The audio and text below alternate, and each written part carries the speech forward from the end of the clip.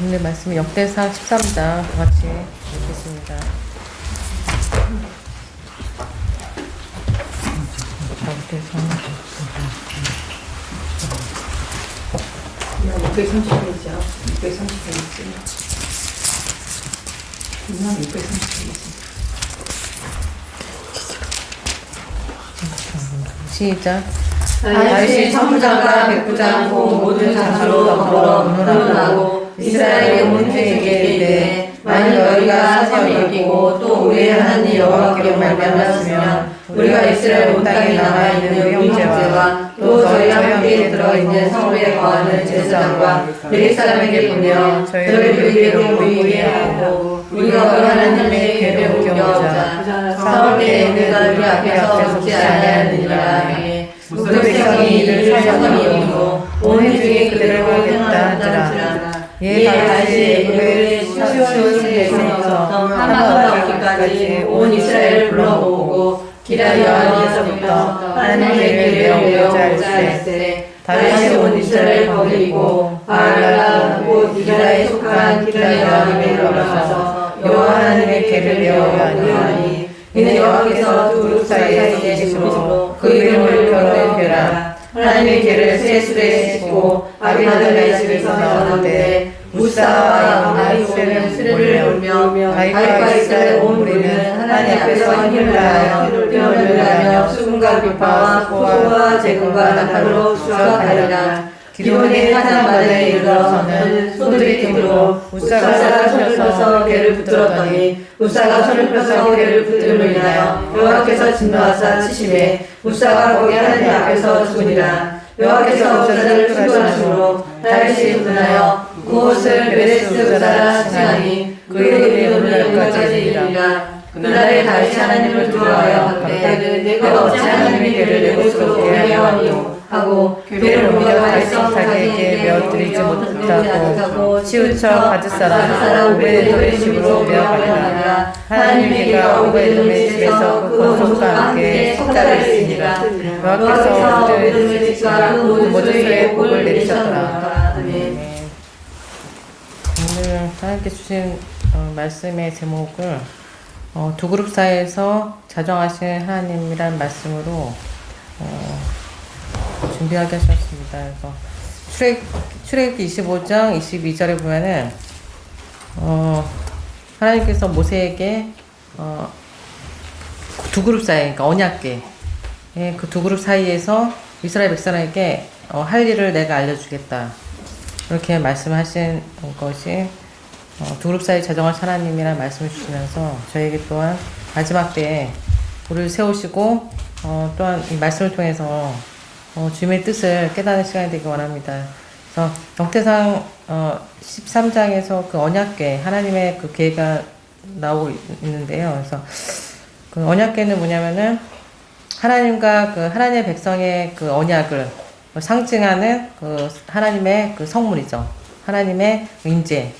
하나님이 그 직접 그 광야로 나와서 제일 먼저 그 성막을 짓게 하시고 가장 거룩한 성막 안에 지성소 안에 그 성막을 주님께서 알려주신 대로 모세를 통해서 짓게 하셨는데 이거는 하나님의 임재와 그 기적을 체험하게 하기 위해서 주님께서 이 언약궤 자체가 증거궤라고도 하고 법궤라고 하죠. 세 가지의 그 이름이 있어요. 하나님의 궤.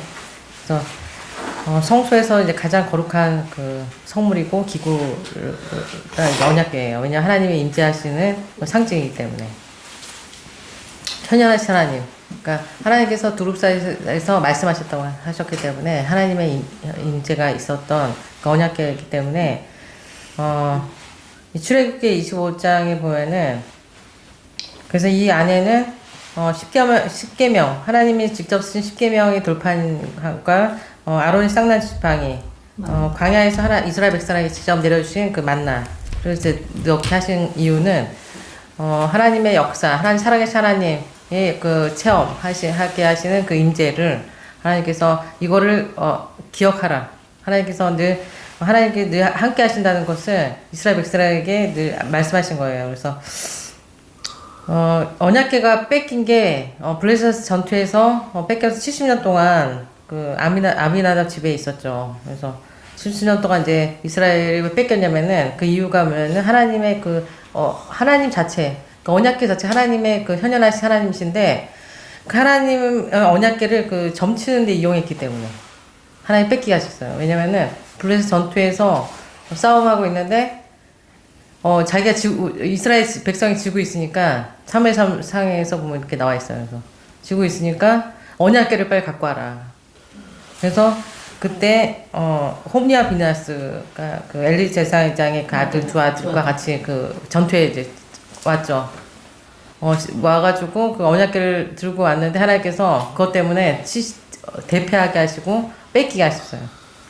왜냐 하나님 자체를 하나님 점치는 그 도구를 사용했기 때문에 하나님은 하나님께 영광 돌리는 게 아니라 하나님의 나의 이용의 목적으로 삼았기 때문에 하나님께서 빼앗기게 하시고 70년 동안 빼앗긴 상태에서 다윗이 왕이 된 다음에 제일 먼저 다윗성 자기의 성에 하나님의 언약궤를 모셔야 되겠다. 이 말씀이 13장에 나오는 거예요. 그래서 다윗은 늘 주님이 나의 왕이시고 나를 직접 기름 부어서 세우신 하나님을 구주로 믿었기 때문에 나의 왕은 내가 왕이 아니라 이스라엘 내가 왕이 아니라 하나님이 우리의 왕이기 때문에 그 모셔야 그 신앙의 간증이 나오는 거예요. 여기서 그렇지만 이제 3장에 보면은 3절에 보면 우리 하나님의 궤를 옮겨오자 사울 때에는 우리가 궤 앞에서 묻지 아니하느니라. 그러니까 첫 번째 왕이 사울 왕이었는데 이스라엘 첫 번째 왕이었죠. 근데 하나님께서 직접 세우시고 기름 부어 세웠지만 이 사울 왕은 정말 폐역한 왕이었고 하나님을 거역한 왕이었기 때문에 한 번도 주님께 그 이스라엘을 통치할 때 주님께 여쭤보질 않았어. 그냥 하나님이 자기 왕이라고 생각하지 않았기 때문에 그렇게 교만하고 정말 작았기 때문에 주님께서 이 사람을 왕으로 세웠지만 교만이 들어갔어요. 이 사람은 왕이 된 다음에. 그래서 하나님께 분명히 주님께서 그 언약궤 두 그룹 사이에서 내가 모세에게 너의 할 일을 일러주겠다 하신 그 말씀을 어기고 자기 스스로 막 행한 거예요. 이 사울왕은. 그래서 창조주 하나님께서 그 이스라엘 왕으로 이스라엘 백성으로 삼으시고 애굽에서 이제 그 고통 당했을 때 백성들을 젖과 꿀이 흐르는 이제 가나안 땅으로 주겠다 약속하고 광야로 이제 이끄셨을 때 제일 먼저 이제 시킨 일이 성막을 짓고, 왜냐면 성막을 왜 지어라 말씀하셨냐면은 예배를 드리기 위해서. 그래서 거룩하신 하나님께서 우리와 함께 하시기 위해서, 왕이신 하나님께서 이제 주님께서 우리와 함께 하셔서 주님께서 통치하시겠다는 거예요.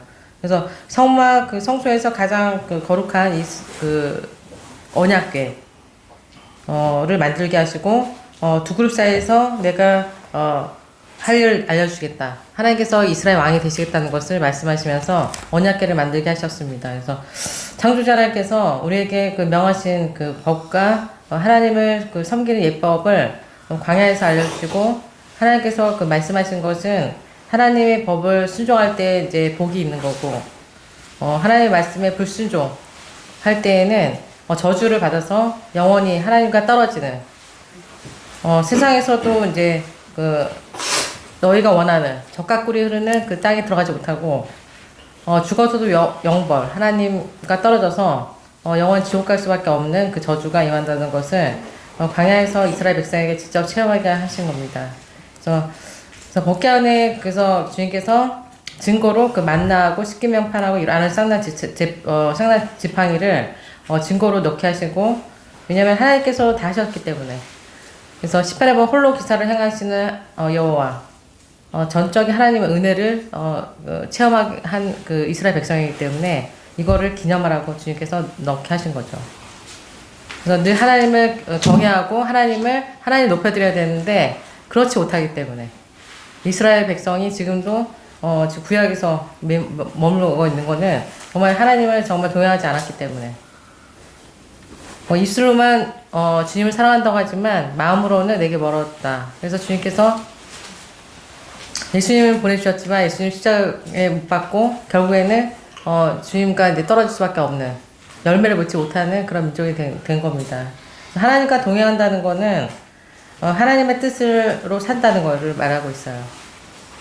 그러니까 내가 하나님과 에녹도 하나님을 동행했기 때문에 하나님이 죽지 않고 살아서 살아서 이제 하늘나라에 간 것처럼 하나님과 동행한다는 거는 하나님의 뜻을 행하는 삶을 말하는 거예요. 왜냐면은 내가 내 뜻대로 하는, 아까 말한 것처럼 내가 어떤 이익을 위해서 하나님이 참 하나님이시고 전능한 하나님인 걸 알지만 그것을 이용의 목적, 나의 그 삶의 그 도구로 사는 사람들은 하나님과 동행하는 것이 아니라 그냥 기복신앙, 지금 종교 통합을 하고 모든 기독교가 왜 이단 사상이 이렇게 팽배해지냐면은 하나님의 축복하신 하나님인 것만 강조했기 때문에 복과 저주에 대해서는 얘기를 할 수가 없어요. 교회에서 교인이 떨어져 나가니까. 그러니까 축복만 자꾸 얘기하다 보니까 하나님 불순종에 대한 그 저주에 대해서는 얘기를 하지 않았기 때문에 하나님께서는 이 마지막 때 저희를 부르시고 또한 이 말씀을 선포하게 하시는 겁니다. 하나님과 동행한다는 것은 하나님 말씀의 전적인 아멘, 순종함으로써 주님께 영광 돌리는 삶. 그러니까 내 뜻이 아니라는 거죠. 하나님 뜻대로 하는 거. 그래서 다윗을 만나니 내 마음 합하다. 그러니까 주님과 동행한다는 거는 주님의 뜻에 합한 마음을 가지고 주의 뜻을 이루는 거를 주님께서 말씀하고 계십니다. 그래서 이 사람들이 첫째 부에 참여하는 거죠. 왕같은 제사장, 천년 동안 하나님 예수 그리스도와 더불어 왕노릇 할 수 있는 사람들은 아무나 주님께서 그런 은혜를 주시지 않는다는 거예요. 하나님과 동행한다는 건 구약에서는 하나님 임재를 언약궤를 통해서 하나님과 동행했죠. 하나님께서 언약궤를 통해서 이제 앞서 가셨고, 신약에서는 내 몸이 성전이 되게 하셨고, 성령께서 보혜사 성령 우리에게 각자 부어주셨기 때문에 성령과 동행하는. 그래서 그 성령과 동행한다는 거는 주님의 뜻대로, 내 뜻대로 하는 것이 아니에요. 주님 뜻대로 하는 것이 성령과 동행하는 삶을 말하고 있습니다. 그래서 하나님의 법은 무조건 순종해야 된다. 이게 하나님의 법이에요. 그래서 어기면 무조건 안 되는 거예요. 그래서 하나님 말씀을 무조건 아멘하는 거지, 무조건 자기 마음대로 해석하거나 자기가 성경 말씀에 좋은 것만 취해서 선포할 수가 하는 것 자체가 이단이라는 거예요. 그래서 9절에 보면은 목사가 손을 펴서 괴를 붙들었더니 하나님 앞에서 죽임을 당하는 장면이 나옵니다. 그러니까 하나님의 그 법은 무조건 순종하는 건데, 언약궤 자체가 레위 자손, 고핫 자손만 언약궤를 운반할 수 있는 그 말씀을 주셨어요, 주님께서. 그리고 민수기 4장에 보면 나와 있거든요, 이 말씀이. 그래서 어깨에 매야 되고 손을 대면 안 된다. 그래서 새 수레를 신고, 여기서 보면 9절에 보면은, 7절에 보면 새 수레 신고 하나님의 법궤를 옮겼다. 이거는 하나님의 법에 어긋나는 거죠. 그래서 목사가 거룩하신 하나님의 법궤를 손에 만졌을 때 불순종한 것, 하나님의 법을 어겼기 때문에 죽임을 당하는 장면이 나온 겁니다. 그래서 다윗이 다윗성에 그 궤를 드리지 못하고 가드 사람 오베드의 집에 언약궤를 모시게 하는데, 그 석 달 동안 하나님께서 그 집과 그 모든 소유에 복을 내리셨다. 이 말씀이 13장의 그 끝으로 나오고 있습니다. 그래서 하나님이 이제 거하시는 거죠. 그 집에. 그러니까 지금 얼마나 감사한 건 우리 각자에게 성령과 동행한다면 그 더 큰 복을 우리에게 주신다는 거예요, 주님께서는. 3개월 동안 있어요, 오베데돔은. 근데 우리는 영원히 주님이 나와 함께 하신다는 거. 가장 큰 복을 받았다는 겁니다. 그래서 하나님과 동행하는 사람들은 하나님께서 직접 임재하셔서 성령의 도움심으로 사는 사람들이기 때문에 이렇게 복을 받는다는 건 영원히 복을 받는다는 것을 말하고 있습니다. 내세뿐만 아니라. 그래서 118편 6편에 보면은 여호와는 내 편이시라 내게 두려움이 없나니 사람이 내게 어찌할꼬. 늘 주님이 나와 동행하시기 때문에 두려워하지 않는 믿음으로 끝까지 달려갈 길을 마칠 수가 있는 겁니다. 그래서 오늘 우리가 주에게 주신 말씀은 마지막 때를 우리를 부르신 그 목적, 두징으로 세우신 목적은 두 그룹 사이 자정하신 하나님, 두 그룹 사이에서 말씀하신 하나님이시기 때문에 마지막 때에도 똑같다는 거예요, 주님께서는. 구약을 성취하게 오신 예수 그리스도를 통해서 이 말씀은 똑같아요. 구약이나 신약이나 똑같은 말씀입니다. 요한계시록 11장의 두 중인 저희에게 주신 건 계시로 여섯 날개를 주셨는데 그룹이죠. 근데 독수 여섯 날개를 계시로 보여주셨습니다. 그래서 마지막 때 그 두 증인을 세우신 목적은 이 마지막 때에 깨어서 주의 오심을 예비하라는 거죠. 두 증인을 통해서 주님의 뜻을 우리 말씀을 통해서 주님께 우리와 함께 하신 하나님께서 주님의 뜻을 알게 해주신다는 것을 말씀하고 계십니다. 여기 시온이라고 지금 말씀하시고 시온 자체가 하나님 다윗성이죠. 시온 하나님이 다윗성 하나님 우리와 함께 하시기 때문에 두 주인과 함께 하시기 때문에 이 시온에 선포되는 말씀을 통해서 주님의 뜻을 깨닫고 그 마지막 때 예수 그리스도의 재림 일곱째 나팔이 이제 울리면은 주님이 이제 오십니다. 그래서 임박한 이때에 깨어서 주님의 오심을 예비하는 알곡 성도가 되시기를 간절히 소망합니다. 출애굽기 25장 1절에서 22절 출애굽기 25장 1절에서 22절까지 많이 읽겠습니다. 1절에서 22절 120페이지 시작. 여호와께서 모세에게 가라사대 이스라엘 자손에게 명하여 이내 물을 가져다 오라 하고 물을 즐거운 마음으로 든 자에게서 내게 드리는 것을 너희가 가르치니라. 너희가 그들에게서 받을 예물이 이러하니 금과 은과 노가 청색 자색 홍색실과 가만 배실과 염소털과 붉은 물들의 수양의 가죽과 해달의 가죽과 정목과 등유와 가루에 드는 상무가 연하는 만드는 한물과 무반하며 예복과 회의 물리를 거두리라. 내가 그들 중에 너와 성소들을 시켜 나누게 하였을 때 물은 내가 내게 보이는 대로 장막의 시장과 기브의 시장을 가르치리라. 그들의 정보로 모기를 죄를 칠때 장이 비비 반, 방이 비비 반, 고가의 반하게 하고 너는 정보로 그것을 싸되 앞을 싸고 윗가로 돌아가며 대를 보고 근거리 넷을 구워 만들어 그 네 발에 달래 이팔에 두 고리요 저팔에 두 고리며 조망고 채를 만들고 공으로 싸고 그 채를 배하여 한평에 베어서 배를 베게 하며 채를 배에 고리에 뺀 채로 대로 떼어내지 말지며 내가 내게 줄 직업하는 내게 주며 정금으로 숙제소를 만들 때 장이 유비반 방이 유비반을 되게 하고 금으로 그릇들을 숙제소 두 끝에서 만들되 한 그릇은 이 끝에 한 그릇은 저 끝에 고 숙제소 두 끝에 숙제소와 덩이로 연하게 할지며 그릇들은 그 날개를 높이 펴서 그 날개에 숙제소를 덮으며 그걸 그릇으로 떼어 숙제소를 하게 하고 숙제소를 그 여기에 얹고 내가 내게 주시도록 사이에 넣어라. 거기서 내가 너와 만나고 숙제소에 오고 근거리 위에 있는 이 그릇 사이에서 내가 있을 자신을 찾으려 내가 모든 일을 내게 해드리라. 너는 여기까지 뒤에는 성소에 대한 말씀 출애굽기 25장은 우리가 이제 광야 그러니까 이번 주는 예수님께서 우리 죄를 위해서 십자가에 돌아가시고 죽고 이제 돌아가신 다음에 사흘 만에 부활하신 부활주일을 기념하는 이제 주일 예배인데요. 이 말씀을 왜 주일 예배 준비하게 하셨냐 했을 때 우리가 이제 예수님이 처음에 이 땅에 오셨을 때 말씀이 마태복음 1장 23절에 보라 처녀가 잉태하여 아들을 낳을 것이요 그 이름은 임마누엘이라 하리라 하셨으니 이를 번역한 자 하나님이 우리와 함께 계시다 함이라. 하나님이 우리와 함께 하시는 임마누엘 하나님. 이 시대에는 예수님 오신 이후에는 예수님 부활 승천하신 이후에는 성령님이 내주하셔서 믿음의 사람들에게 내주하셔서 이제 각자의 몸이 성전이 됐다.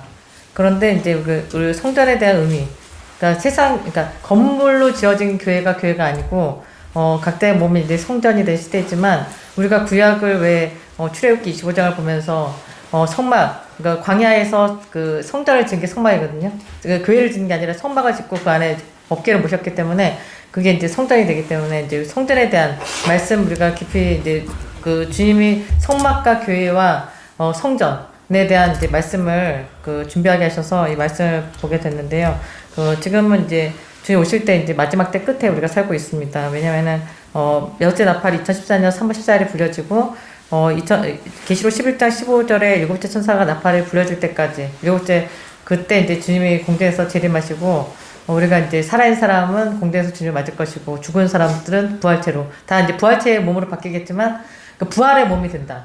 그래서 부활주일은 부활의 몸이 된다는 거를 생각하면서 이제 주님의, 다시 오시는 주님을 맞이하는 각자의 그런 마음으로 주님을 이제 예배를 참석하는 그런 각자가 돼야 될 텐데요. 다 부활의 몸으로 변화가 될 거예요. 지옥 가는 사람도 부활의 몸으로 지옥 가는 거고, 예수님 안 믿는 사람들. 예수님을 믿지만 정말 알곡이 되지 않은 사람들은, 대환란에 떨어진다고 성경에 나와있기 때문에 대환란에 떨어져서, 예수님 믿지만 주님한테 인정을 받지 못해서, 공중에서 주님 맞이하지 못하는 그런 상황에 처해지는 때에 우리가 살고 있다. 그거 보면 돼요. 그래서 마태복음 1장 23절에서 임마누엘 하나님을 우리가 말씀하셨는데, 우리가 함께 거하시는 이제 하나님과 이제 동행해야 된다.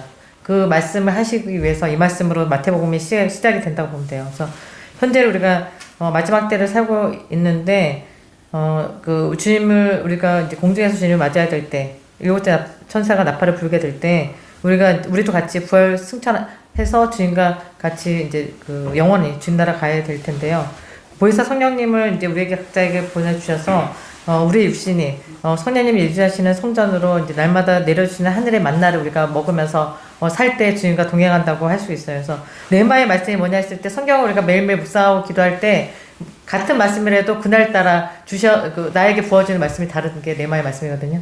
그래서 주님이 나에게 원하시는 말씀이 무엇인지를 깨달으면서 주님을 기다려야 되고, 믿음에서 믿음으로 자라가야 합니다. 그래서 고린도서 아까 3장 말씀, 3장 16절, 17절 말씀을 했는데, 너희가 하나님의 성전인 것과 하나님의 성령이 너희 안에 거하시는 것을 알지 못하느뇨. 누구든지 하나님의 성전을 더럽히면 하나님이 그 사람을 멸하시리라. 하나님의 성전은 거룩하니 너희도 그러하니라. 왜냐면은 하나님 거룩하신 하나님인데, 거룩하신 하나님을 모셨다. 우리 마음에 각자. 근데 우리가 성령에 거하는 것을 알면서 계속 죄를 질 수 없다는 것을 말하고 있는 거예요. 고린도전서에서 바로 사도가. 그래서 하나님은 거룩하신 분이기 때문에 거룩하지 않은 것과는 단 한순간도 같이 머물 수 없다. 그것을 깨달아야 돼요. 우리가 초신자든 아니든 주님을 내가 믿는다 하면서 그 마음을 두 마음을 품고 있으면 그거를 우상숭배라고 성경에서 말하고 있기 때문에 주님을 모시는 사람은 정말 거룩하다는 게 뭐냐면은 그냥 도덕적으로 깨끗하다는 의미를 넘어서 주님과 동행한다는 거는 정말 주님과 하나가 됐다. 내가 정말 주님의 뜻이 무엇이든지 그냥 받아들이는 믿음. 그게 이제 거룩한 상태를 이제 유지한다고 보면 되거든요. 그래서 성도의 몸이 거룩한 성전으로 주님과 교통하고 교제하고 주님을 모시는 믿음으로 살 때 주님의 뜻을 알게 하시고 말씀에 순종함으로 하나님께 영광을 돌리는 삶이 됨으로써 주님께 인정을 받는 거예요. 그래서 오늘은 먼저 이제 구약에서 율법을 통해서 성전의 규례를 이제 읽었는데요. 광야에서 성전은 이제 성막이었어요. 그래서 하나님을 만나는 장소에 대한 말씀이기 때문에 이제 이 말씀을 찾아봤는데요. 그래서 출애굽기 25장은 성막에 대한 규례의 말씀이에요. 그래서 성전의 전신이죠, 성막은. 그래서 솔로몬을 통해서 다윗의 아들 솔로몬을 통해서 제일 성전을 짓게 하시고 나중에 이제 하나님의 백성들이 죄를 범함으로써 이제 바벨론을 이거하게 하시고 다시 왔을 때 두 번째 성전을 짓게 하셨지만 주님이 뭐 마지막 때 제3성전을 짓는 게 중요한 게 아니라 내 몸이 성전이 돼서 정말 주님께 영광을 돌리는 사람이 알고 된다는 거를 알려주기 위해서 이제 성막에 대한 규례가 성막이 얼마나 중요한지 깨닫기 위해서 이 말씀을 준비한 거거든요. 그래서 성막에 대한 규례의 말씀, 그러니까 주님이 명령한 대로 우리가 했느냐에 대한 말씀을 지금 하고 있는 거예요. 25장은. 그래서 광야로 끌어내서 가나안에서 이제 가나안 땅으로 들어가게 하기 위해서 우리가 주님을 만나는 장소가 가나안 땅이잖아요. 영원한 천국으로 들어가는 게. 그래서 이스라엘 사람들도 주님 약속의 땅, 가나안 땅으로 들어가기 위해서 광야로 먼저 이끌어내시고 거기에서 주님과 만나는 장소에 성막을 짓게 하셨어요. 그래서 하나님의 종 선지자 모세를 통해서 주신 율법, 이게 십계명이잖아요. 그래서 하나님께 드려진 예배와 제사는 하나님께서 원하는 제사의 방법으로 드려야 된다. 그것을 알려주시는 거예요. 그러니까 내 마음대로 그냥 주님 그냥 나 혼자 기도하고 나 혼자 예배 드리고 그러면 주님 받아주지가 그런 게 아니라 구약의 구약을 읽어야 되냐면 하나님 그때는 하나님의 법대로 안 하면 바로 아까 우사가 법궤를 만짐으로써 바로 주님이 죽이는 것처럼 그때는 주님의 뜻대로 안 하면 바로 죽였으니까 주님의 역사가 바로 일어났으니까 지금 시대가 왜 더 은혜 시대냐. 주님 보이지 않는 하나님 내 안에 계시는 게 더 큰 은혜인데도 보이지 않기 때문에 더 안 믿잖아요. 근데 그게 더 이제 그거에 대한 말씀이 참 두려운 말씀인데 하나님이 보이지 않는 하나님이라고 해서 안 보고 계시는 게 아니다. 다 보고 계신다. 다 알고 계시지만 구약의 선박을 왜 얘기하시냐. 왜 민수기까지 계속 하나님의 법을 얘기하냐면은 반복적으로 얘기하시고 신명기까지 다시 풀어서 또 얘기하시냐면은 지난주에도 말씀해 드렸듯이 우리가 주님 앞에서 어떻게 살아야 되느냐의 문제에서 주님의 법대로 하지 않으면은 반드시 주님의 심판이 있다. 그 말씀을 가르쳐 주기 위해서 주님이 계속 똑같은 말씀으로 구약의 말씀을 먼저 배우게 하신 거거든요. 그래서 주님의 법대로 행할 때 주님께서 받으신 예배가 된다는 것이 성경에서 말씀하시는 순종인 거예요. 그래서 신약에서 예수님께서는 요한복음 4장 23절에 신령과 진정으로 예비는 자를 하나님께서 찾으신다고 가르쳐 주셨죠. 하나님 영이시기 때문에. 그래서 성전의 규례를 가르쳐 주신 것은 주인이신, 그러니까 우리가 주인이 바뀐 거잖아요. 세상에서 예수님 안 믿을 때는 주인이 사탄이었어. 왜냐면 돈을 벌어야, 돈을 쫓기 위해서는 무슨 짓을 한다. 세상 사람들은. 그게 이제 만몬, 신이거든요. 하나의 신, 우상이 된 게 이제 근데 우리는 주인이 바뀌었잖아요. 예수님을 믿음으로써. 하나님에 대한 절대적인 순종함을 가르치기 위해서 성전에 대한 규례를 가르치는 거라고 보면 돼요. 그래서 십계명을 우리에게 주셨던 거는 우상 숭배를 가장 싫어하셨기 때문에. 그러니까 우상 숭배가 뭐냐? 돈이냐? 하나님이냐? 쉽게 설명하면 그렇게 설명할 수 있어요. 내가 무엇을 위해서 살아가느냐? 그래서 내가 그 목적, 무엇이 목적이냐? 결국에는 주님의 영광을 위해서 내가 돈을 벌지 않는다면은 그거는 우상 숭배라고 성경에서 말하고 있는 것을 십계명을 통해서 주님이 깨닫게 하시고 우상 숭배는 반드시 지옥 간다. 그거를 깨닫게 하기 위해서 주님이 율법을 주신 거예요. 그래서 하나님께서 명령하신 법대로만 살아야 된다는 것을 가르쳐 주시고 선지자를 세운 이유도 마지막 때 모세 엘리야의 역할 두 중에 세운 이유도 주님의 뜻을 어떻게 바로 선포하고 그 말씀을 듣고 바로 이제 따라오게 하느냐. 그 말씀 때문에 주님 선지자를 세운 거지. 주의 말씀을 똑바로 전하지 못한 세상적인 지금 목회자들 얘기를 들으는 것이 아니야. 왜냐면은 끝이 다른데 이단이잖아요. 이미 끝이 달라졌기 때문에 이단이기 때문에 그 말씀을 따라가라고 말할 수가 없는 거예요. 우리는. 그래서 하나님의 법대로만 명령대로만 살아야 된다. 그거를 우리 가르쳐 줘야 되고 그 말씀을 듣고 순종해야 잘 되고 구원받는다는 것을 말씀하는 것입니다. 그래서 하나님의 말씀의 불순종은 불순종이라는 순종과 불순종이다. 하나님의 법을 지키는 것은 순종이고 그 불순종은 하나님 법을 지키지 않는 거가 불순종이다라고 보면은 성경에서 이제 불순종은 불법을 말하는데 불순종이라는 단어의 원어의 뜻이 여러 가지 있는데 그 중에 이제 구부러지다는 뜻이 있어요. 원어적에서는. 그러니까 길이요 진리요 생명이신 예수님을 따라서 우리가 살아야 돼. 마지막 때 정말 주님의 뜻대로 곱게 곧다 옳은 길이다. 근데 구부러졌다는 거예요. 불순종은. 그러니까 뭔가 하나님의 말씀을 듣고 마음에 삐딱하게 받아들인다. 그러니까 자기 마음대로 해석한다. 근데 구부러진 마음이거든요. 그래서 그거를 주님은 불순종이라고 얘기하는 거예요. 원어적인 성경에. 그래서 그거를 조심해야 된다. 마지막 때는 지난주에 말씀하신 이제 신명기 8장의 말씀에 이어서 이제 그 광야 40년 동안에 이스라엘 백성을 시험하시기 위해서 이제 낮추시고 훈련시키는. 그러니까 우리가 왜 구약을 봐야 되냐? 우리도 같은 이스라엘 백성의 그 심정으로 우리가 주님을 섬길 때 어떻게 살아가고 있느냐. 하나님은 반드시 시험을 시험하기 위해서, 백성들을 시험하기 위해서 낮추시는 기간이 있고, 훈련시키는 기간이 있다는 거예요. 그래서 하나님의 뜻을 이제 우리가 생각했을 때, 오늘 출애굽기 25장에서는 그 광야에서 하나님 만나는 장소로 이제 선지자 모세를 통해서 계시로 보여주셨어. 모세에게. 이렇게 지어라. 우리도 선지가 주님 하나님 직접 오셔가지고, 꿈에 오셔가지고, 교회를 보여주면서 그 모양대로 교회를 지어라. 똑같잖아요. 이 마지막 때.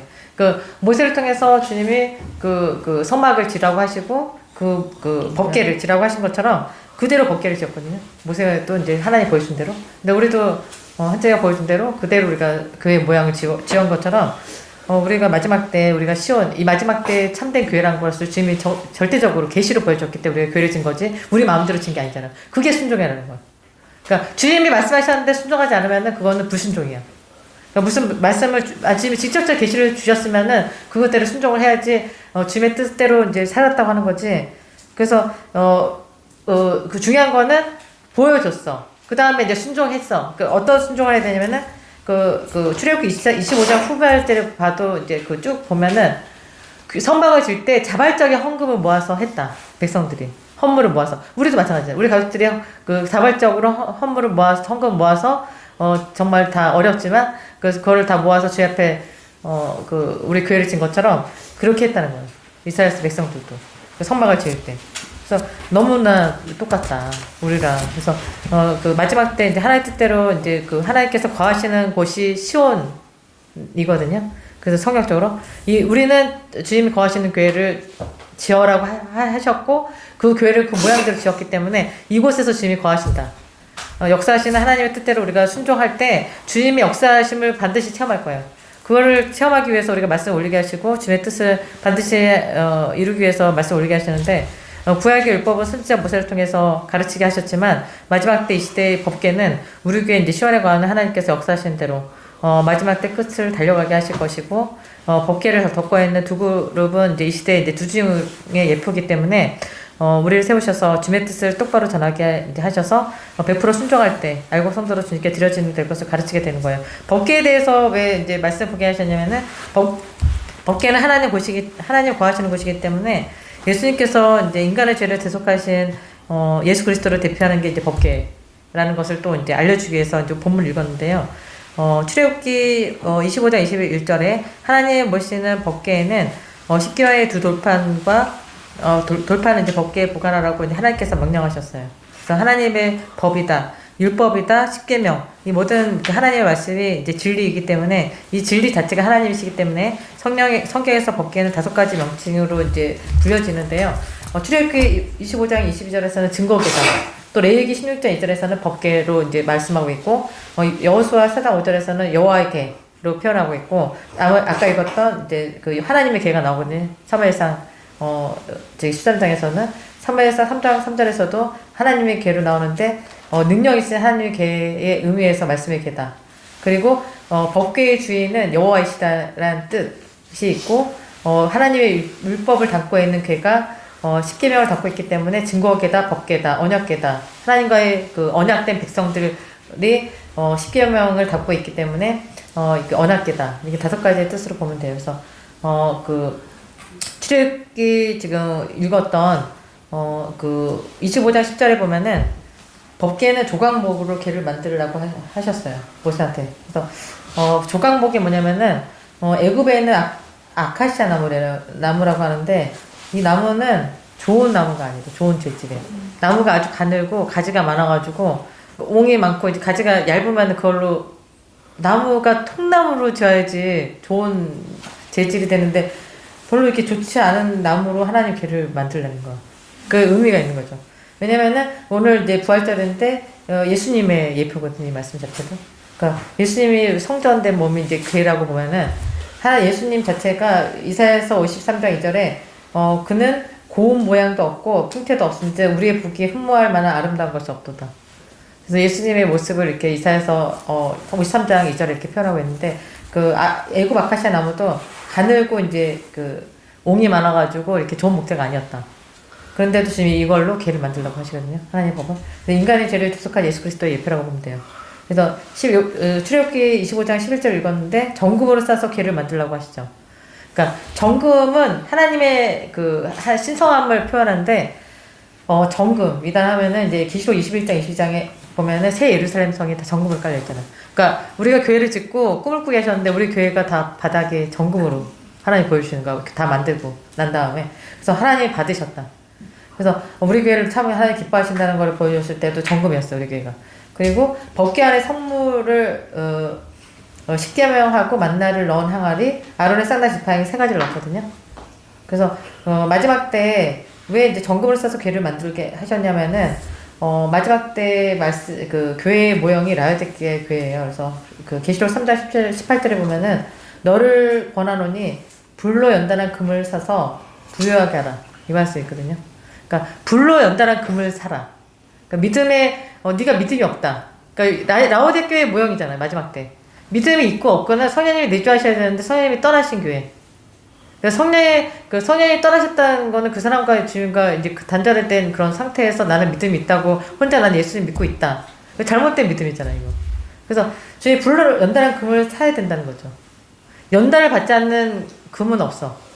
그래서 욥의 고백처럼 단련하시면 정같이 나가는 단련하는 기간을 아까 그 신명기 지난주에 얘기했던 신명기 8장 같이 하나님 시험하시고 믿음을 테스트하는 시간이 있고 그 사람을 통해서 주님이 반드시 정금같이 나가게 하는 거지 그런 낮추시는 기간이 없고 내가 하나님한테 시험받는 테스트의 기간이 없다. 그러면은 그 사람이 어떻게 되겠어? 그 자식도 부모가 계속 잔소리를 하고 잘되게 하려고 잔소리를 하는 거지. 가만히 냅두진 않잖아요. 그러니까 그런 기간들이 다 있다니까. 그거를 잘 따라와야 되는데 따라오지 않고 부모 말씀에 다 계속 거역을 하고 자꾸 그러면은 부모가 계속 혼낼 수밖에 없잖아. 그러면 그 사람은 계속 그 자리에 머물러 있는 거죠. 그러니까 주님의 섭리, 자식을 준 이유나 주님이 우리를 가르쳐 주시고 이렇게 연단하는 그런 과정이나 거의 똑같다고 보면 돼. 내가 자식을 낳으니 그걸 깨닫거든요. 그래서 자식도 말 잘 듣는 자식은 이렇게 별로 이렇게 잔소리 안 하게 되잖아. 근데 걔 혜택을 많이 못 받는 것 같아도 주님의 더 큰 은혜가 있지 걔한테는. 왜 이렇게 순종을 하니까. 근데 자꾸 말을 안 들어. 그러면은 걔는 그 자리에 계속 머물러 있는 거야. 그러니까 열매를 맺어야 되는데.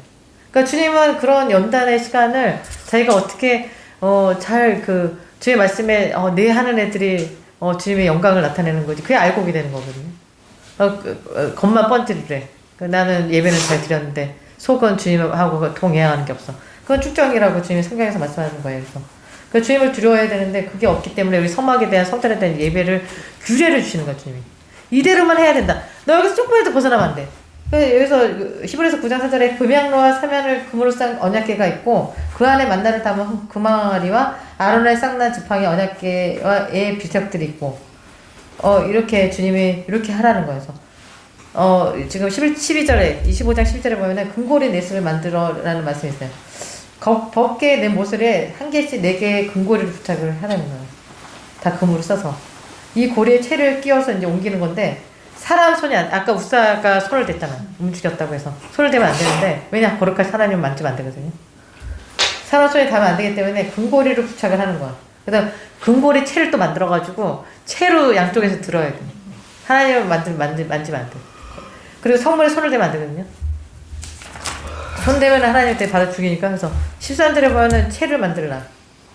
금으로 입혀가지고 금고리에 내서 끼워가지고 법궤를 옮기는데 2개의 막대로 부정한 손이 이제 법궤에 닿지 않게 하기 위해서 법궤는 이제 거룩한 괴이기 때문에 광야에 생활할 때 이동을 해야 되잖아. 계속 주님이 이쪽으로 가 오늘은 여기로 가 계속 주님 날마다 바꾸는가 막 며칠만 있으면 그러니까 짐을 싸봤잖아. 우리가 이삿짐을 싸봐도 이삿 싸는 게 얼마나 힘들어. 근데 주님 광야 생활할 때 한 곳에 머물게 있게 하신 게 아니라 계속 짐을 싸게 하시는 거야. 법궤도 계속 옮기게 하시고 그러니까 너무 힘든 거야. 그래도 주님이 왜 그렇게 힘들게 하냐면은 연단을 시키기 위해서 말을 듣는지 안 듣는지 그 자리에서 40년 동안 있으면은 괜찮겠는데 주님 계속 옮기게 하시는 거야. 그러니까 만지지도 못하게 하시고 그러니까 힘드는 거야. 막 이동해야 되니까 법궤를 거룩하니까. 그래서 이제 14절에 보면 궤를 매게 하는데 가마에 2사람에 4사람이 들고 갔다고 해요. 네, 그 채를 딱 꽂고 채에서 빼지 말라는 말씀이 있거든요. 왜냐면 사람 만지면 안 되니까. 그래서 15절에 보면 채를 빼지 말라. 법궤 내고리에 채를 끼고 다시 빼지 못하게 했다고 해요. 왜냐면은 궤로 이동할 때 혹시라도 사람의 손이 닿으면은 심판을 듣기 때문에. 그래서 16절에 보면은 증거판을 궤 속에 둘지며 법궤를 만들 목적이 나오거든요. 십계가의 돌판을 보관하기 위함이다. 증거판을 이제 보관하기 위해서 하나님의 법대로 살아야 된다. 그거를 이제 증거판을 궤 속에 넣어라. 17절에 보면 속죄소가 나오는데 원어의 말씀이 뭐냐면은 카포레트라는 뜻이에요. 카포레트 속죄소가 덮는다는 뜻이에요. 덮는다. 뭘 덮는다? 하나님의 죄를 덮었다. 속죄소가. 그래서 우리 죄를 덮어주시는 예수 그리스도의 은혜의 뜻으로 은혜를 베푸는 자리를 속죄소는 시은 자래요. 시은 자. 우리 이제 시은이 이름이 시은 자인데 예수님의 은혜가 예인이 다 똑같은 뜻이야. 그리고 예수님의 은혜 예은이 똑같은 예수님의 은혜라는 뜻이야. 이게 다 똑같이 시은이 예인이 예은이 다 똑같은 뜻이거든요. 그래서 18절에 보면은 그룹 둘이 나오는데 하나님의 구속사역에서 보좌 역할을 하는 수행처사 둘이라는 뜻이에요. 그래서 이사야서 6장 2절에는 6날개를 가진 큰 삽들로 나오고 이 그룹은 그 서로 얼굴을 마주보고 날개로 속죄소를 덮은 모습을 하고 있어요. 그래서 마지막 때 두 중에게 이제 저희도 이제 6날개를 주셔가지고 마지막 때 하나님의 구속사를 뭐냐면 두 그룹이 하는 역할이 하나님의 보좌는 원어에 하나님의 보좌는 역할을 하는 그룹이다. 하나님 보좌한다는 뜻이래요. 그래서 하나님을 덮어서 하나님을 보좌한다. 이렇게 쓰임 받는다고 하고 19절에 보면은 이 속죄소를 덮는 그룹들은 속죄소와 한 덩이로 만들었다. 덮는 그룹들과 속죄소와 한 덩이로 만들어서 고정을 했다. 그래서 하나님의 보좌를 둘러서 하나님을 찬양하고 하나님의 뜻을 사람들에게 전달하는 하나님의 사자로서의 역할을 하기 때문에 하나님과 그 한 덩이로 만들어서 연결을 시켰다고 이렇게 성경 쪽에서는 이렇게 말씀하고 있고요. 계시록 4장 8절에서는 내 생물이 하나님을 찬양하는 모습들이 나오고 창세기 19장 1절에서는 소돔에 머물러 있는 롯을 구하기 위해서 두 천사가 찾아와서 하나님의 뜻을 전하는 말씀이 나오죠. 이게 같은 하나님의 뜻이라고 보면 돼요. 이게 하나님의 두 그룹의 역할. 그래서 출애굽기 25장 20절에 보면은 하늘을 높이 펴서 20절 아까 읽었는데 그룹들은 그 날개를 높이 펴서 그 날개를 속죄소를 덮으며 이렇게 말씀이 나오는데 속죄소를 덮었다는 것은 두 그룹 사명 자체가 하나님의 보호하는 역할이다. 그래서 구약 이제 광야에서 이제 성막과 예수님 이후에 이제 성전은 그 하나님의 자녀와 이제 대면하시기 위해서 그 성막과 성전을 짓게 하셨거든요. 그 제1성전도 마찬가지고 솔로몬을 통해서. 그래서 예수 그리스도를 통해서만 이제 지금의 때는 영원히 죽을 수밖에 없는 이제 죄인이잖아요, 우리는 다. 그래서 인류에게 전적인 하나님의 은혜와 사랑을 베푸셔서 이제 구원 얻게 하시는 이제 공의와 사랑을 실체적으로 이제 체험하게 하시고 주님만 이제 경외하게 하시고 섬기게 하시기 위해서 성막과 성전을 짓고 예배를 드리게 하신 이유입니다. 이게 결론적인 말씀이어서 출애굽기 아까 이제 말씀 같이 이제 연결된 말씀이 22절에 보면은 거기서 내가 너와 만나고 속죄소 위 곧 증거기 위에 있는 두 그룹 사이에서 내가 이스라엘 자손을 위하여 내게 명한 모든 일을 내게 이르리라. 이 말씀이 이제 핵심적인 말씀이라고 보면 돼요. 그래서 날마다 내게 주신 하나님의 뜻 안에서 좋은 열매로 이제 자라나야 되고 7번째 나팔 불려질 때 믿음의 보좌 예수 그리스도 이제 우리 예수님 앞에 담대히 나가기 위해서 말씀을 듣고 시원에 속한 믿음의 살려고 성도가 다 되기를 다 같이 이제 기도하고 축원드리겠습니다.